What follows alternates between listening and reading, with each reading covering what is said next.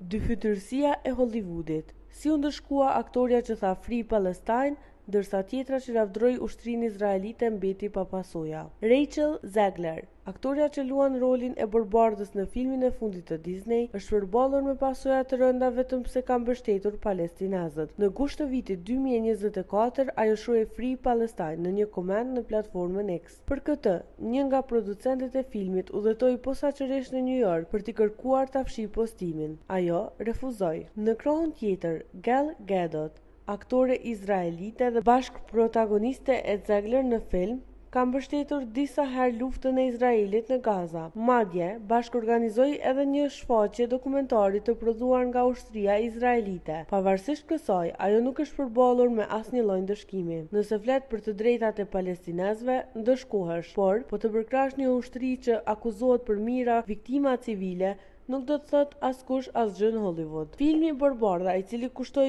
afro $270 milion për të prodhuar, rezultoi një dështim. Ai arriti t'i mbledh vetëm $87 milion në mbar botën. Dhe shumë e lidhin këtë edhe me reagimin e publikut ndaj mënyrës se si u trajtua Zegler. Ky është shembull i pastër se si bota ka standard të dyfisht sa i përket lirisë së shprehjes.